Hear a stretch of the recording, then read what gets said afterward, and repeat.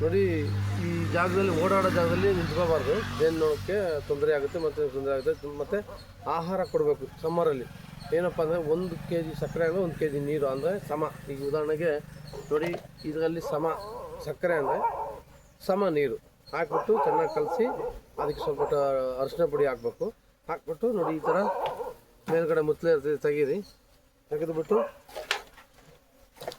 ಇದರಿಂದ ಲಾಸ್ಟಲ್ಲಿ 4 frame 3 frame ತೆಗೀರಿ. ಆ ಬಾಟ್ಲ್ ಕಟ್ ಮಾಡಿದ ಬಾಟ್ಲಲ್ಲಿ ಕೊಡಿರಿ.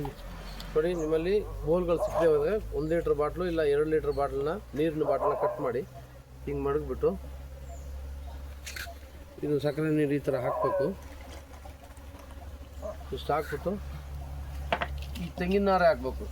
ತೆಂಗಿನ ನಾರು ಕಡ್ಡಿ ಹಾಕಬೇಡಿ, ಯಾಕೆಂದ್ರೆ ಆಗ ಒಳಗಡೆ ಹುಳಗಳು ಸಾಯಲ್ಲ. ತೆಂಗಿನ ನಾರು ಜಾಸ್ತಿ ಹಾಕಿ ಕುಡ್ಕೊಂಡು ಬರ್ತದೆ. ಮತ್ತು ಇದನ್ನು ಹೀಗೆ ಮುಚ್ಚಿಡಬೇಕು. ಮುಚ್ಚಿದ ಮೇಲೆ ನೀವು DDT ನೋಡಿ, ಇಲ್ಲಿ ಕೆಳಗಡೆ ಬೆಂಕಿ DDT ಹಾಕ್ಬೋದು. ಇಲ್ಲ ನಾನು ಕಪ್ ಕೊಟ್ಟಿದ್ದೀನಲ್ಲ, ಆ ಕಪ್ಪಿಗೆ ನೀರು ಹಾಕ್ಬೇಕು. ಇಲ್ಲಾಂದರೆ ಅವ ಸಕ್ಕರೆ ನೀರು ಹಾಕಿದ ದಿನ ನೋಡಿ ಈ ಥರ ಇರುವೆಗಳು ಬರ್ತದೆ. ನೋಡಿ, ಈ ಥರ ಇರುವೆ ಬಂದರೆ ಗೂಡು ಬಿಟ್ಟು ಹೋಗೋ ಸಾಧ್ಯತೆ ಇರ್ತದೆ. 8 ದಿನಕ್ಕೊಂದ್ಸರಿ ನೀವು ಸಕ್ಕರೆ ನೀರು ಅರ್ಧ ಲೀಟ್ರಷ್ಟು ಕೊಟ್ಟರೆ ಖಂಡಿತ ಜೇನುಪೆಟ್ಟಿಗೆ ಜೇನು ಹುಳುಗಳ ಸಂಖ್ಯೆ ಹೆಚ್ಚಾದ ಮೇಲೆ ಅದು ಆಹಾರ ಹೊರಗಡೆ ಬಂದರೆ ನೀವು ಯಾವುದೇ ಕಾರಣಕ್ಕೂ ನಿಮ್ಮ ಸಕ್ಕರೆ ನೀರು ತಗೊಳ್ಳಲ್ಲ. ಆಗ ಜೇನುತುಪ್ಪ ನ್ಯಾಚುರಲ್ ಸಿಗುತ್ತೆ.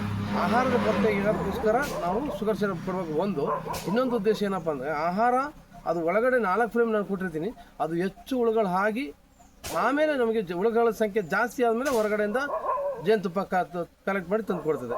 ಆ ಥರ ದಯವಿಟ್ಟು ಶುಗರ್ ಸಿರಪ್ ಕೊಡಲೇಬೇಕು. 8 ದಿನಕ್ಕೊಂದ್ಸರಿ. ನೀವು ಭಯ ಇದ್ದರೆ ಸಂಜೆ 7 ಗಂಟೆ ಮೇಲೆ ಕೊಡಿ, ಕತ್ಲೆ ಆದಮೇಲೆ ಕೊಡಿ. ಆಗ ಆಚೆ ಜೇನುನೊಣ ಬರಲ್ಲ. ಈ ಥರ 3 ಫ್ರೇಮ್ ಇರೋದನ್ನ ತೆಗೆದು ಸಪ್ರೇಟಾಗಿ ಇಡಿ.